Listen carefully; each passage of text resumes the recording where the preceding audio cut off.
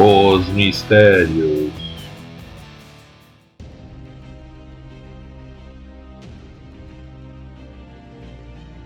Vitória da Ucrânia na cidade de Liman. Após o cerco, com mais de 5.000 a 5.500 exércitos russos entrincheirados, acabaram, antes de serem cercados, abandonando às pressas a cidade a pedido do Kremlin.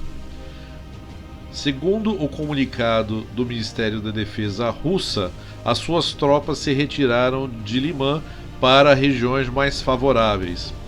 Após a retomada de 5 cidades da região, o porta-voz das forças ucranianas, citado pela agência Interfax, disse que entre 5.000 e 5.500 russos estavam entrincheirados na região de Lugansk, na cidade de Liman.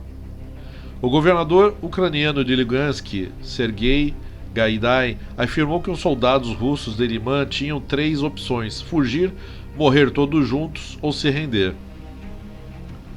Pouco antes do anúncio oficial das forças ucranianas, diversos vídeos autênticos mostraram a chegada das forças pró-Kiev à cidade.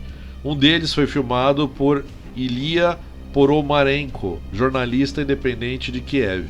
O presidente ucraniano comemorou os resultados. Zelensky disse que foram avanços significativos na contraofensiva contra as tropas do leste da Ucrânia, contra os russos, levando os russos a se retirarem de diversos territórios conquistados, abrindo um buraco sem precedentes na defesa russa, podendo agora a Ucrânia ter várias opções de invasão. Esse ponto da cidade de Liman é muito estratégico na área anexada por Putin, na província de Donetsk.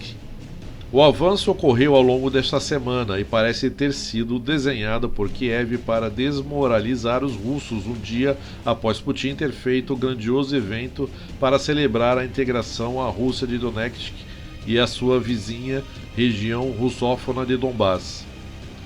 Lugansk, além das áreas ao sul de Kherson, Zaporizhia, que ligam as duas primeiras à Crimeia, anexada em 2014. Do ponto de vista tático, é uma situação complexa. Relatos de blogueiros militares russos com acesso a informações da área dizem que não é possível enviar reforços ou suprimentos, dando aos ocupantes da cidade a opção de resistir o quanto possível ou tentar forçar um caminho para fugir para o leste ocupado, que foi o que eles fizeram. O chefe dos separatistas que governam boa parte de Donetsk desde a Guerra Civil de 2014, Denis Putilin, disse na sexta, dia 30, que a situação era muito desagradável e que seria necessário aprender com os seus erros. A esta altura, contudo, a eventual tomada de Liman é uma ação mais simbólica do que definitiva para os rumos da guerra, mas ela enseja avaliações estratégicas e políticas maiores do que a colocada da bandeira amarela e azul de Kiev na sua entrada, como mostraram imagens divulgadas na manhã deste sábado. Estará estabelecida uma ponte para a eventual invasão de Lugansk, área que está quase totalmente ocupada por Moscou. Ponte-chave: Liman é importante porque é o próximo passo na libertação do Donbass, disse o porta-voz militar ucraniano. Isso teria implicações mais sérias no caso de haver um colapso da defesa russa na região. Putin decretou na semana passada uma mobilização de 300 mil reservistas, visando reforçar ao menos a defesa das áreas que anexou. Foi uma resposta ao agravamento da situação em campo, já que Kiev havia recuperado, quase sem esforço, a área da província de Kharkiv, vizinha do Donbass, que havia sido ocupada por Moscou no começo da guerra. Os russos, preocupados com uma ofensiva montada em Kherson, aparentemente deixaram a região desguarnecida.